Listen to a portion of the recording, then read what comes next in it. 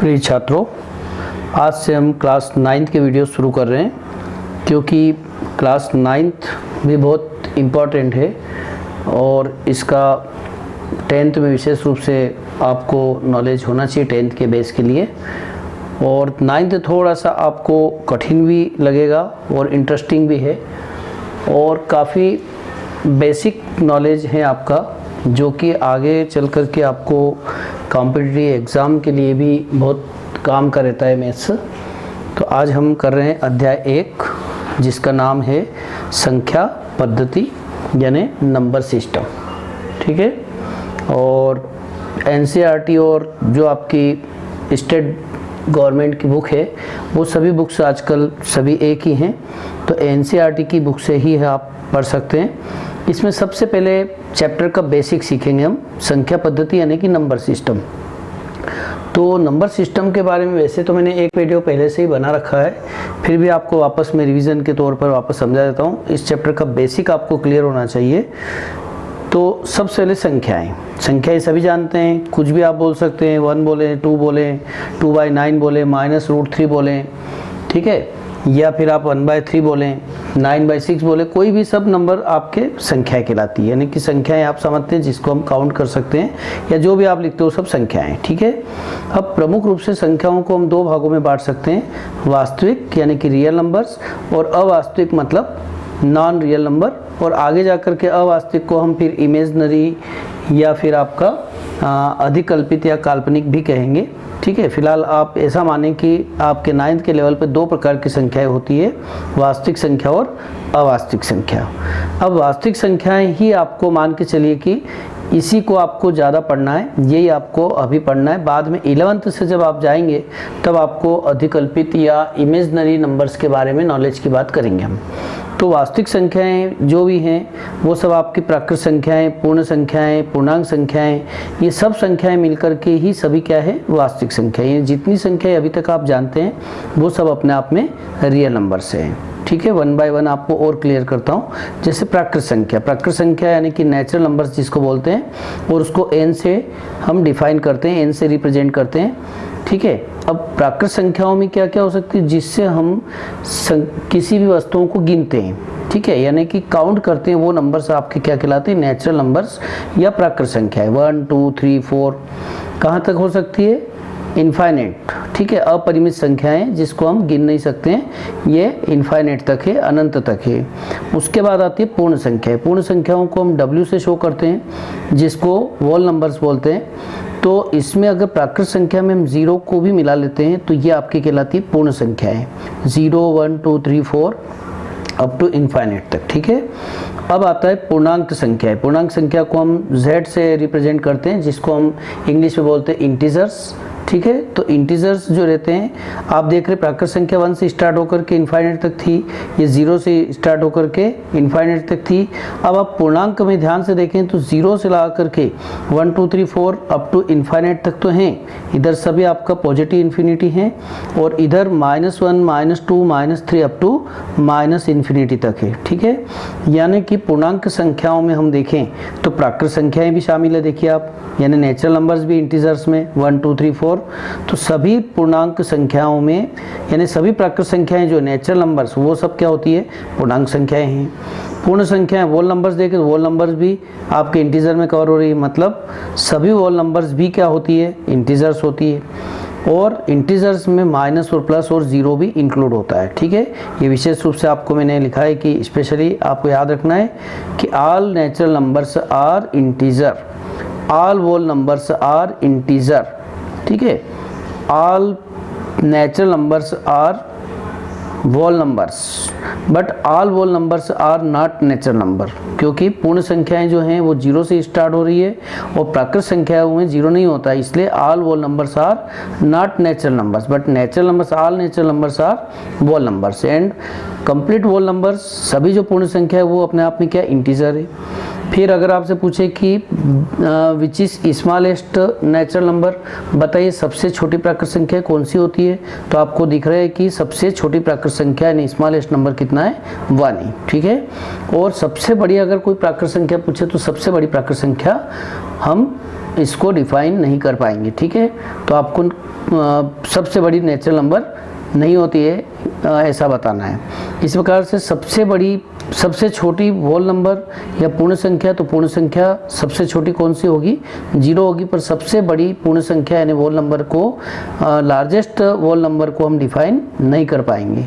इसी प्रकार से आप देख रहे हैं कि इंटीजर्स जो रहते हैं, सबसे छोटा इंटीजर आपको 0 नहीं बोलना है, इंटीजर ये और माइनस होते जा रहे हैं, देख रहे हैं आप -1 -2 -3, जैसे जैसे आप लेफ्ट साइड बढ़ेंगे वैसे वैसे इंटीजर्स आपके माइनस होते जाएंगे, और राइट साइड बढ़ेंगे तो ये इंटीजर्स प्लस होते जाएंगे। यानी आप इसमें इंटीजर्स में पूर्णांक संख्याओं में कह सकते हैं कि सबसे बड़ा और सबसे छोटा हम बिल्कुल नहीं बता सकते हैं, ठीक है। तो ये विशेष कुछ बातें थी, इसी पर ऑब्जेक्टिव भी बनते हैं और काफ़ी अच्छी जो कॉम्पिटिटिव एग्ज़ाम है उसमें भी इस पर बेस्ड क्वेश्चन अक्सर आते रहते हैं। अब आपके कोर्स में जो आता है चैप्टर वो है परिमेय संख्याएं, जिसको हम रेशनल नंबर्स बोलते हैं। तो रेशनल नंबर्स क्या होते हैं, रेशनल नंबर यानी P/Q, जो भी बटे का फॉर्म होता है न्यूमरेटर अपॉन डिनोमिनेटर, ये सब आपके क्या कहलाते हैं, रेशनल नंबर।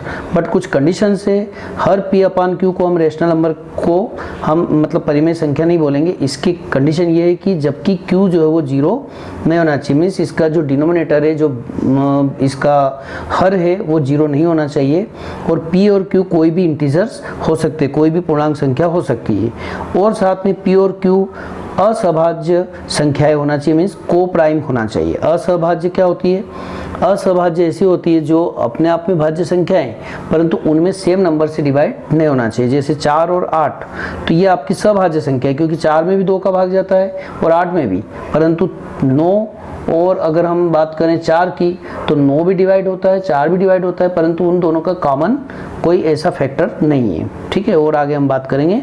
तो P और Q का केवल एक के अतिरिक्त कोई भी अन्य उभयनिष्ठ गुणनखंड नहीं होना चाहिए, there is no common factor, है ना, except 1 of P and Q, then P/Q form is called rational number. मतलब एक परिमेय संख्या को हम P/Q के फॉर्म में लिखते हैं, जबकि Q 0 नहीं होना चाहिए, और P और Q दोनों इंटीजर्स हो सकते हैं, इंटीजर्स में पॉजिटिव भी हो सकता है, नेगेटिव भी हो सकता है, इवन हम आगे जाके बात करेंगे कि 0 भी हो सकता है, बट नीचे 0 नहीं होना चाहिए। देखिए कुछ एग्जांपल्स की बात करते हैं कि रेशनल नंबर का एग्जांपल क्या बन सकता है।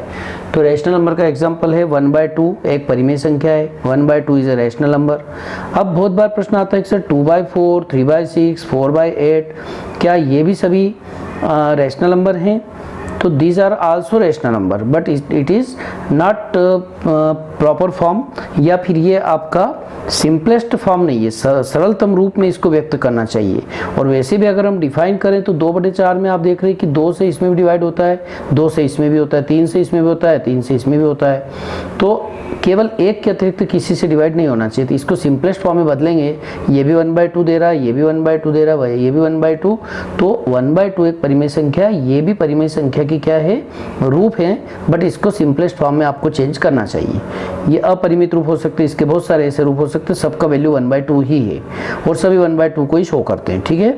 इसके अलावा देखिए आप एग्जांपल 3/5, 8/7, 9/8, देखिए 0 को भी बहुत बार अक्सर परीक्षा में पूछा जाता है, क्या 0 भी आपका एक रेशनल नंबर है? बिल्कुल है, 0 is also a rational number, because 0/1 लिख सकते हैं हम 0 को, और इसलिए ये भी आपका एक रेशनल नंबर हुआ। माइनस भी हो सकता है इंटीजर, प्लस भी हो सकता है, दोनों माइनस हो सकते हैं, ऊपर माइनस नीचे प्लस, प्लस माइनस कुछ भी हो सकते हैं। ये सभी आपके क्या हैं, रेशनल नंबर यानी कि परिमेय संख्याएं हैं।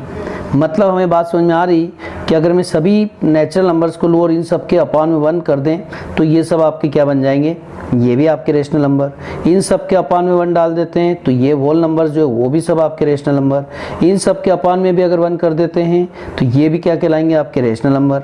मतलब एक आपका कंक्लूजन निकल के आ रहा है कि सभी वास्तविक संख्याएं परिमेय संख्याएं होती हैं, यानी all real numbers are rational number.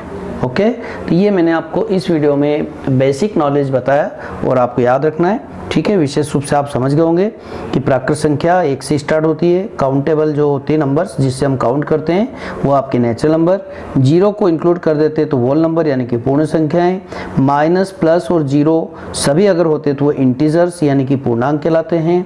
और सभी प्राकृत संख्याएं जो रहती है वो पूर्ण संख्याएं, सभी पूर्ण संख्याएं पूर्णांक संख्याएं, यानी पूर्णांक संख्याओं में आप देखेंगे तो नेचुरल नंबर भी मिलेगा आपको, होल नंबर भी मिलेंगे, ठीक है।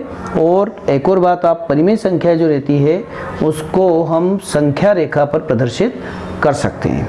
अब बात आती है कि क्या अपरिमेय संख्याएं भी होती है, तो बिल्कुल अपरिमेय संख्याएं वो होती है जो परिमेय नहीं होती है, मतलब P/Q रूप में जिसको हम शो नहीं कर पाएंगे वो सब आपकी अपरिमेय संख्या होगी, ठीक है। जिसको न्यूमरेटर अपॉन डिनोमिनेटर के फॉर्म में शो नहीं कर पाएंगे वो आपकी अपरिमेय मीन्स इरेशनल नंबर्स कहलाएंगे, उसको क्या कहेंगे हम, इरेशनल नंबर। तो मुझे लगता है आपको ये वीडियो ज़रूर अच्छा लगा होगा और आपके कॉन्सेप्ट क्लियर हुए होंगे। वीडियो को पॉज करके और इसको आप नोट कर लें या फिर इसका स्क्रीनशॉट लेकर के और नोट्स बना लें। आपको आगे पूरा चैप्टर में सिस्टमेटिक हर क्वेश्चन करवा रहा हूँ। Thank you.